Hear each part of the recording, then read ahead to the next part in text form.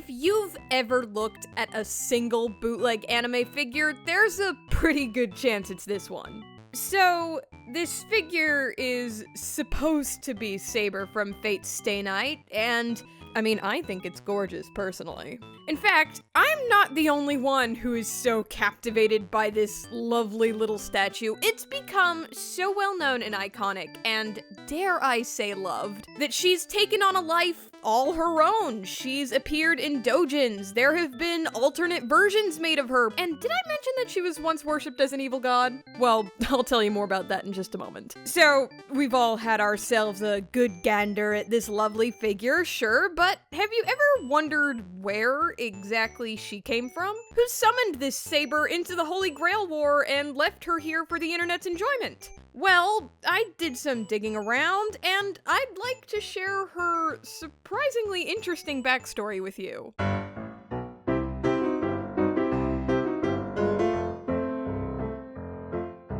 We're gonna go back in time to October of 2006. Only 4 months ago, the very first Fate anime finished airing, the first adaptation of Fate's Stay Night. The anime did fine, but it's still nowhere near as popular as the visual novel it was based on. But that said, it did give another little boost in popularity to that already popular visual novel, also called Fate's Stay Night, which at this point came out only 2 years ago. So suffice to say, Japan's got Fate fever right now, and we all know what Japan does when Japan loves an anime or a visual novel. They make as many character goods as they can. Figures, plushes, keychains, handkerchiefs, you name it, Japan will slap Saber's face on it. But that's all happening in Japan. Meanwhile, across the sea, China is also enjoying Fate quite a bit. There's a Chinese anime magazine called, and I'm so sorry if I don't pronounce this right, Donghua GD, and they're enjoying Fate quite a bit too. In fact, they're enjoying it so much that they decide to give away what they're advertising is a handmade Saber figure with the magazine for 30 yuan. In 2018, that's a little over $4 USD, or nearly 500 yen. So,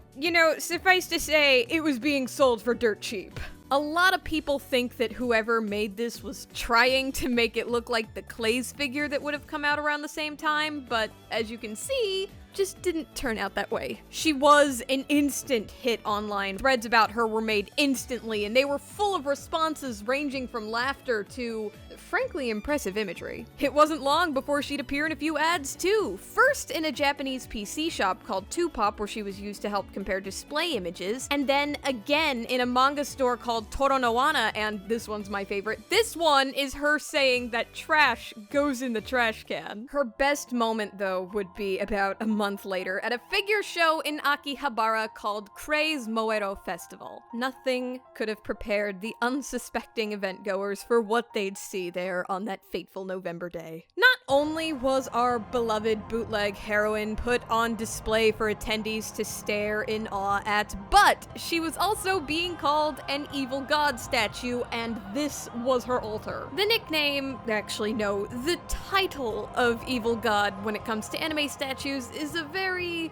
prestigious title reserved for only the best of the worst in anime figures. Probably the most well-known among evil god Saber's peers would be the evil god Cosmos, also sometimes known as Mokos, but even in a hall of evil god statues, not many of them have had their own shrine. Indeed, in the face of evil god Saber, all the other evil god statues are more like evil demigods, cause Saber here radiates some very powerful energy. Actually, if Google Translate is to be at all trusted, which it isn't, but for this specific instance, I'm gonna hope that it is, evil god Saber here radiates a calming and healing energy, and that sounds pretty believable to me. Today, the evil god Saber still enjoys quite a bit of popularity. I use her as the profile picture for the bootleg stuff pages because I love her that much. And of course, she also still receives a steady stream of fan art. As a matter of fact, one of my favorite things that I own in general is this adorable little charm of her by Shattered Earth that I got at Anime Boston a few years ago. I'll leave a link to her Twitter and her store where you can buy this in the video description because I love this thing. But if charms aren't your thing and you're more in the market for the real deal, then I wish you luck.